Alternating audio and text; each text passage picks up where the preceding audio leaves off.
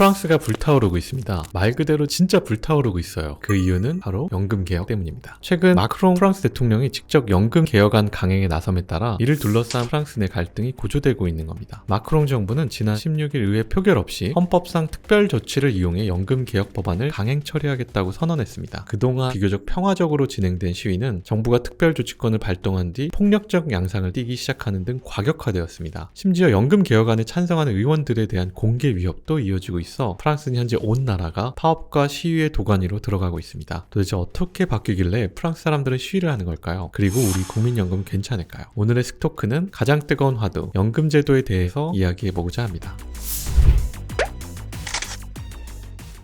우선 도대체 연금제도란 무엇일까요? 연금제도의 정의를 찾아보면 근로자 또는 국민이 소정의 기여금이나 보험료를 일정 기간 동안 납부하고 근로자 또는 국민이 노령, 퇴직, 사망 등의 보험사고가 발생하였을 때 지급받는 급여라고 적혀져 있습니다. 연금제도가 생겨난 배경은 바로 산업혁명이었습니다. 산업화로 인해 노동은 보통 사람들이 수입을 얻는 주요한 수단이 되었고 따라서 질병이나 사고 등으로 노동 능력을 잃는 것은 곧 빈곤으로 추락을 의미하는 것이었죠. 게다가 기업은 퇴직제도를 도입해서 일정 연령에 도달하면 일을 계속할 수 있는 능력이 있어도 회사에서 퇴출시켰습니다. 이런 때 미리 준비해놓은 돈이 없어 기본적인 생활조차 유지하기 힘든 경우가 부지기수였죠. 대부분의 사람들은 하루하루 버겁게 살아가다 보니까 사실 모을 돈도 충분치 않았고 미래를 대비할 여유가 거의 없었습니다. 게다가 산업화와 함께 진행된 도시화, 핵가족화로 더 이상 예전과 같이 이웃이나 가족의 도움에 손길을 기대할 수도 없게 되었습니다. 따라서 노령, 장애, 질병, 실업, 주요 경제활동자의 갑작스러운 사망과 같은 상황에 처했을 때 사람들의 삶은 더욱 궁핍해졌습니다. 이와 같은 배경에서 등장한 것이 바로 그 유명한 비스마르크에 의한 독일의 사회보장 입법입니다. 비스마르크는 1880년대 독일에서 의료보장, 산재보장, 그리고 노령보장에 관한 사회보험법을 만들었는데 늙거나 병들거나 또는 산업 현장에서 다치거나 사망할 경우 본인의 가족의 생활을 국가가 적극적으로 보장하겠다는 것이 그 취지였습니다. 이러한 국가의 빈곤 정책은 이미 발생한 빈곤 문제를 사후에 해결하는 것이 아니라 보험을 통해서 사전적 해결 혹은 예방에 초점을 맞추었다는 점에서 커다란 인식의 전환이라 할 수 있었습니다. 기존처럼 빈곤 상태에 놓여 있을 때 혜택을 주는 시혜적 형태가 아닌 보험료를 납부하고 그에 따른 연금 등 사회보장 급여가 주어지는 체제로 전환되면서 오늘날 사회보장에 대한 개인의 권리 혹은 급여 요구권은 더욱 명확해지게 되었죠. 비스마르크의 이러한 국가주도의 공적연금은 점차 주변 국가로 퍼져나갔고 2차 대전 이후에는 대부분의 선진국에 이를 채택할 정도로 급속히 확산되었습니다. 그리고 이 효과는 선진국에서부터 나타났는데요. 이들 국가에서 노인층 빈곤율은 다른 계층에 비해 상대적으로 낮게 유지되면서 공적연금제도가 어느 정도 핵심적인 역할을 하고 있다는 점을 시사하게 된 것이었습니다. 그 결과 공적연금 제도는 오늘날 전 세계 170여 개 국가에서 시행하고 있을 정도로 인류 역사상 가장 보편화된 사회보장 제도의 하나로 정착하게 된 것입니다.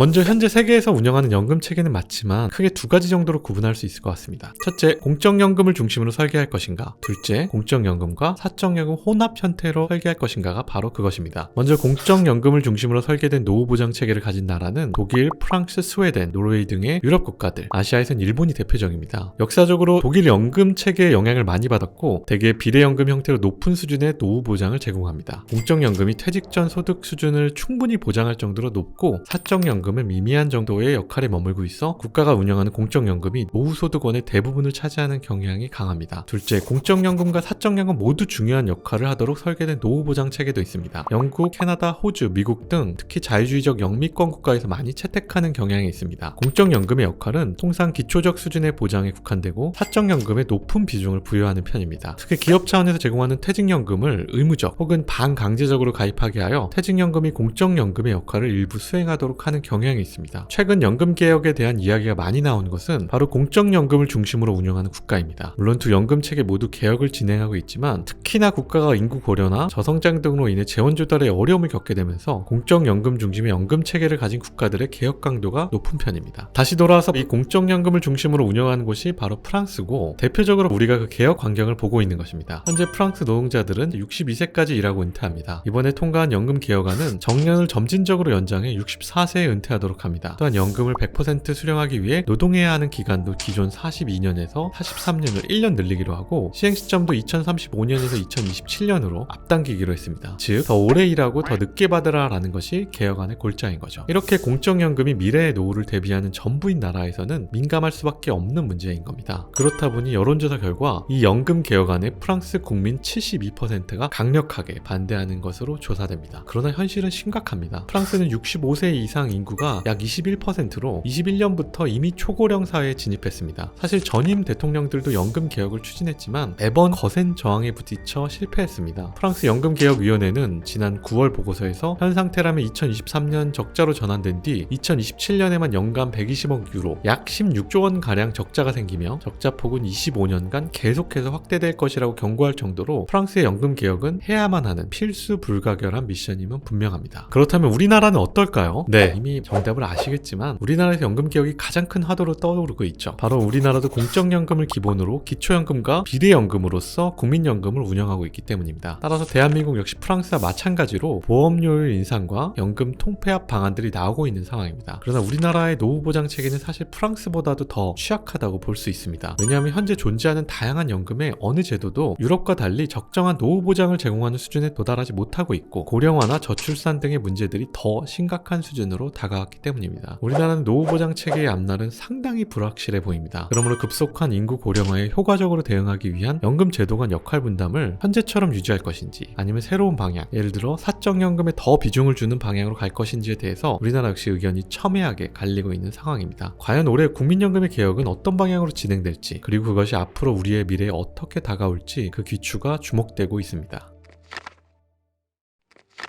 이제 프랑스의 연금 개혁은 어떻게 될까요? 또 앞으로 세계의 연금 제도는 어떻게 바뀔까요? 그렇다면 우리는 어떻게 노후 대비를 해야 할까요? 비록 완벽한 정답은 없지만 매일 경제에 대해 관심을 갖고 소비의 습관을 바꿔가면서 우리 스스로 직접 대비해야 할 것입니다. 오늘의 스토크 영상은 여기까지입니다. 영상을 보시고 좋았다면 구독과 좋아요 꼭 잊지 말고 부탁드리고요. 다음 주제 역시 미래의 가난을 위해 대비하는 경제 이야기, 또 소비에 대한 이야기들을 해보고자 합니다. 그럼 다음 영상에서 뵙겠습니다. 감사합니다.